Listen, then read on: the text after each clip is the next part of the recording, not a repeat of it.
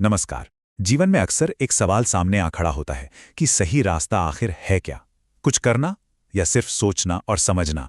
ये दुविधा कोई नई नहीं है, हजारों साल पुरानी है, लेकिन आज भी उतनी ही सच्ची है। आज हम भगवद गीता के पन्नों से इसी सवाल का जवाब तलाशेंगे। ये वही सवाल है जो अर्जुन ने श्री कृष्ण से पूछा था। तो चलिए इस बेहद दिलचस्प बातचीत को समझने की कोशिश करते हैं। तो यहाँ कहानी शुरू होती है बिल्कुल इस सवाल से।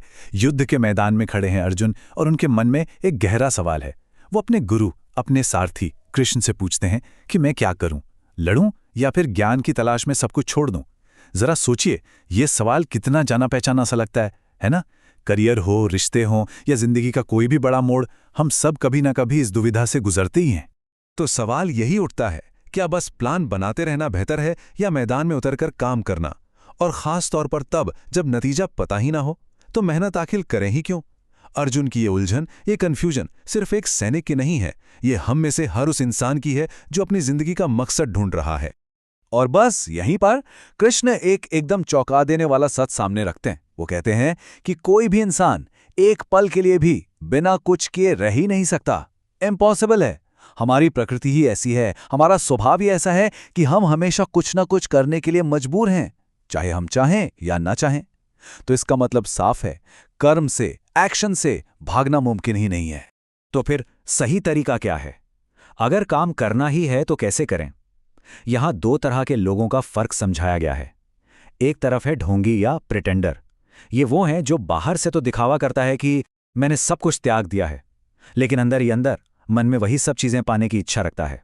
और दूसरी तरफ है श्रेष्ठ व्यक्ति।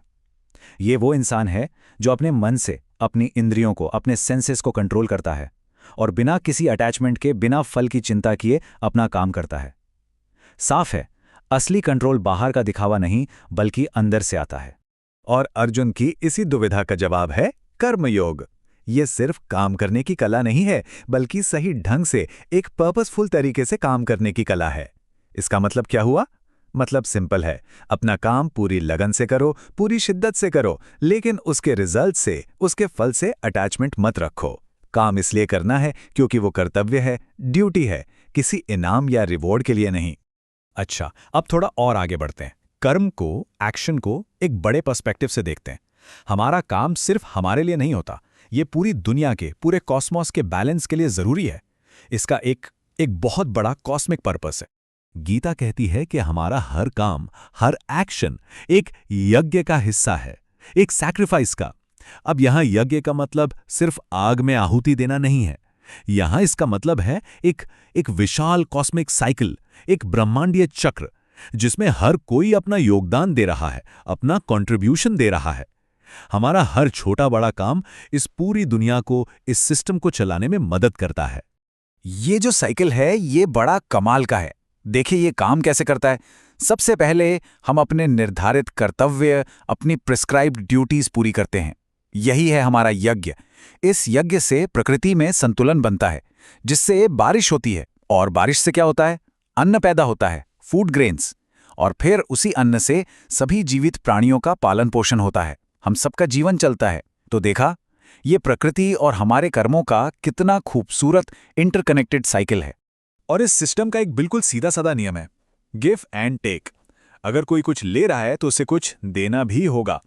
गीता में तो साफ कहा गया है कि जो इंसान इस साइकिल से मिलने वाले उपहारों का, गिफ्ट्स का फायदा तो उठाता है, लेकिन बदले में अपना योगदान नहीं देता, वो एक चोर है। बहुत बड़ी बात है ये हमें सिखाता है कि जीवन सिर्फ लेने का नहीं, बल्कि देने का भी नाम है। अच्छा, अब एक सवाल मन में आ सकता है, जो ज्ञानी लोग हैं, जो सेल्फ रियलाइज्ड हैं, जिनको अपने लिए कुछ नहीं चाहिए, वो काम क्यों करते हैं? जवाब बिल्कुल सीधा है, वो अपने लिए काम नहीं करते, वो काम करते हैं दूसरों की भलाई के लिए, पूरे समाज के सामने एक मिसाल, एक एग्जाम्पल सेट करने के लिए। सोचिए, ज्ञानी लोग इसलिए काम करते हैं ताकि बाकी दुनिया को सही रास्ता दिखा सकें, क्योंकि आमतौर पर लोग बड़े लोगों को ही फॉलो करते हैं, उन्हीं से सीखते हैं। इतिहास में राजा जनक जैसे महान राजाओं ने भी सिर्फ अपने कर्तव्य निभाकर ही आत्मज्ञान पाया था।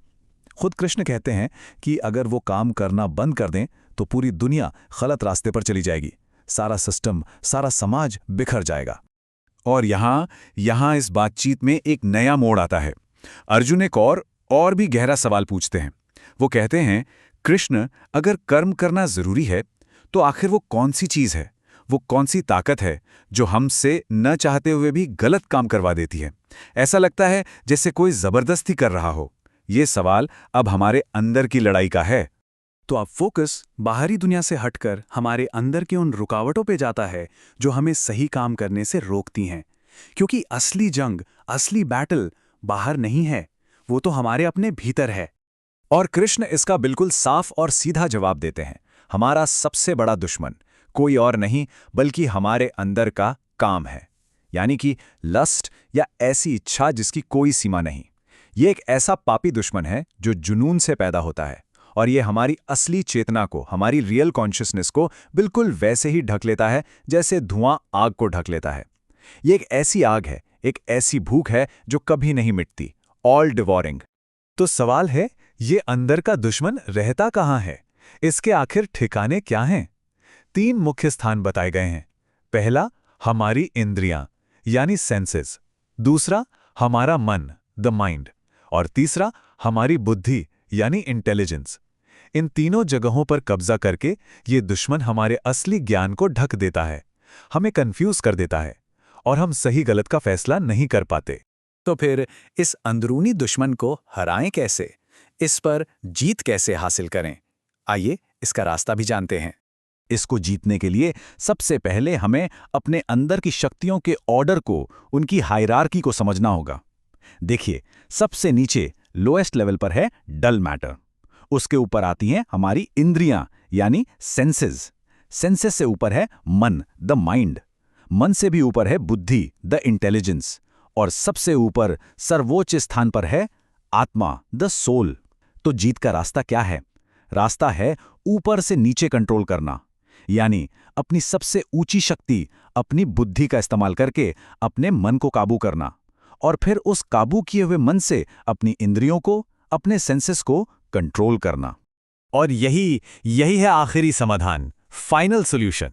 जब कोई ये समझ जाता है कि वो सिर्फ अपनी इंद्रियों, मन या बुद्धि तक सीमित नहीं है बल्कि उससे भी परे एक आत्मा है, तब वो अपनी बुद्धि से मन को स्थिर कर सकता है, स्टेडी कर सकता है। और इसी आत्मज्ञान की ताकत से काम के रूप में जाना जाने वाला ये इनसेशिएबल दुश्मन, ये न बुझने वाली आग, इस पर जीत हासिल की जा सकती है। तो ये पूरी चर्चा, ये विश्लेषण हमें एक बेहद गहरे सवाल के साथ छोड़ जाता है। भीतर के इस अतृप्त शत्रु, इस इनसेशिएबल एनिमी पर जीत पाने के लिए कोई भी इंसान अपनी इंद्रियों, मन और बुद्धि को नियंत्रित करने की शुरुआत आखिर करे तो कैसे करे? असली सफर शायद यहीं से शुरू होता है।